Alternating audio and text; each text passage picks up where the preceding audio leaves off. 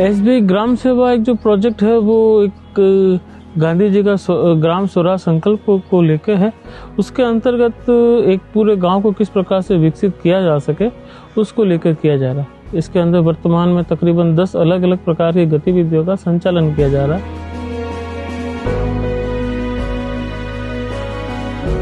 SBI ग्राम सेवा योजना के माध्यम से जैसलमेर तहसील की 2 पंचायतों बरमसर और मोखला के 5 गांवों में ग्राम सेवा योजना का संचालन किया जा रहा है। इसके अंतर्गत बरमसर, जेठभाई, मोखला, लानेला, बादलसर, इन गांवों के अंदर इन परियोजना की सभी गतिविधियों का सफलतापूर्वक संचालन किया जा रहा है।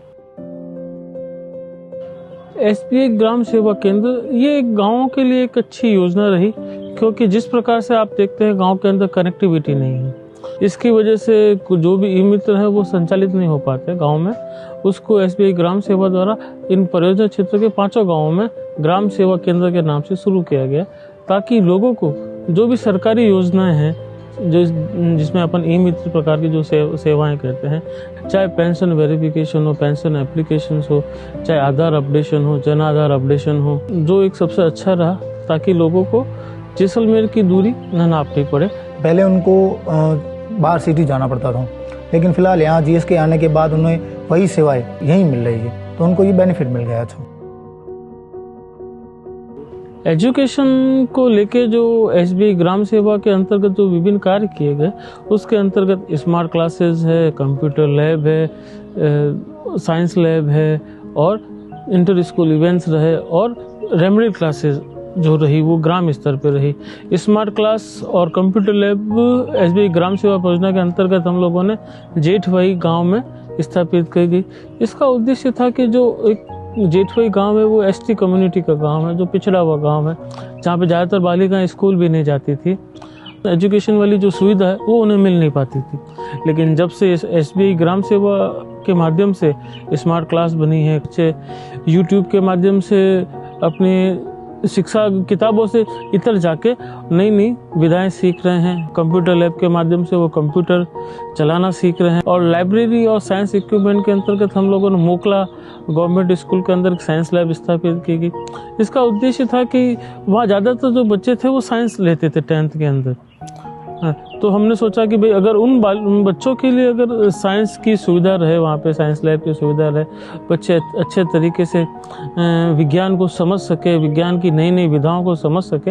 रेमेडियल क्लासेस एक ऐसा यूनिक कंसेप्ट था, क्योंकि आज शहर में अगर आप देखते होंगे ज़्यादातर बच्चे स्कूल जाते हैं, जो बच्चे कमज़ोर होते हैं वो ट्यूशन लेते हैं, लेकिन गांव के अंदर इस प्रकार का कोई भी प्रकार की सुविधा नहीं थी। इसके अंतर्गत 5 गांवों में स्कूल के उपरांत शाम के समय में हमने 2 घंटे उनकी रेमेडियल क्लासेस चलाई। ट्यूशन आने के बाद बच्चों को बहुत सुधार हुआ। स्कूल में पढ़ाई करते, उसके बाद यहाँ पर आते, मैं पढ़ाती हूँ तो इसमें वापस उनका रिवीजन हो जाता है। जो स्कूल में पढ़ा है उनको वापस से रिवीजन होता है, तो उनको अच्छे से समझ में भी आता है। तो इससे ये फायदा हुआ कि जो बच्चों को मानसिक है वो थोड़ा और प्रगति कर रहा है, जिससे बच्चों का और सुधार हो रहा है, विकास हो रहा है।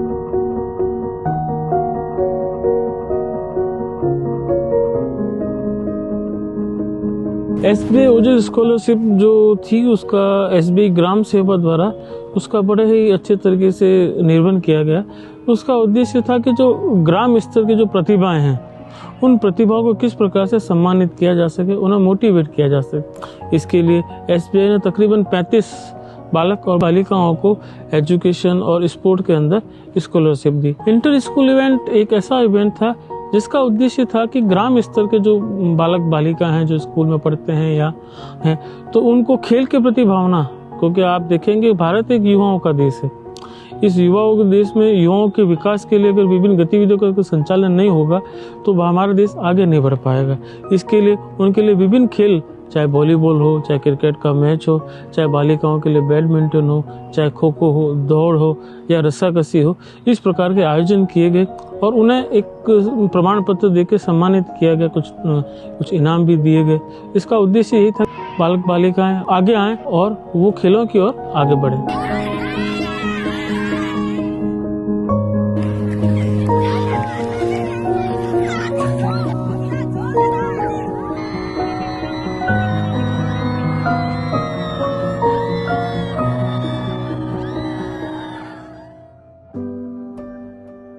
SBI ग्राम सेवा परियोजना के अंतर्गत स्वास्थ्य पे भी विशेष रूप से ध्यान दिया गया।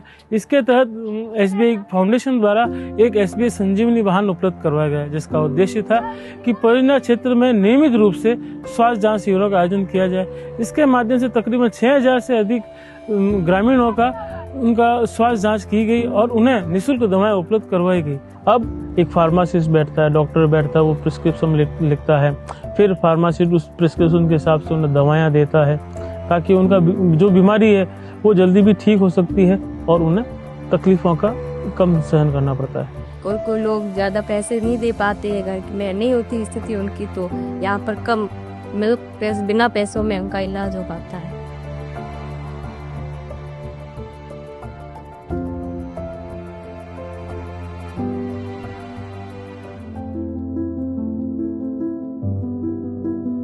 पहले स्कूलों में वाटर कूलर नहीं होता था, तो बच्चों को टांके का पानी पीना पड़ता, जिससे बहुत बीमारियां होती है, क्योंकि टांके के पानी में कीड़े वगैरह भी होते हैं। उन बच्चों को बीमारियों से बचाने के लिए SBI ग्राम सेवा परियोजना अंतर्गत प्रत्येक स्कूल के अंदर एक वाटर कूलर और RO फिट किया गया, ताकि बच्चों को साफ पानी और गर्मी के दौरान ठंडा पानी उपलब्ध हो सके, ताकि बच्चे बीमारियों से बचे रहे।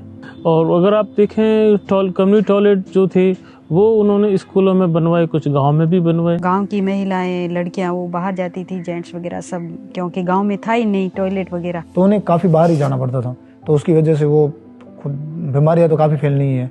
ठीक है, अब कम्युनिटी टॉयलेट के मिलने के बाद ये हो गया कि उन्हें अब बाहर नहीं जाना पड़ता। कि जो बच्चे स्कूल जाते हैं, विशेष रूप से बालिकाएं, अगर बालिकाएं होती उनके लिए एक प्रॉपर व्यवस्था होनी चाहिए। इसके लिए एक टॉयलेट की बिल्डिंग तैयार करवाएगी, उनके लिए सैनिटरी डिस्पोज मशीन्स लगाएगी, स्टोरेज बॉक्स लगाए गए, सैनिटरी पैड, ताकि बच्चियां बेहिचक अगर सैनिटरी पैड की ज़रूरत है तो वो किसी भी से मांगे ना, उस बॉक्स से उठाए और उसका उपयोग करे और फिर सैनिटरी डिस्पोज मशीन में डाल के उसको जला दे।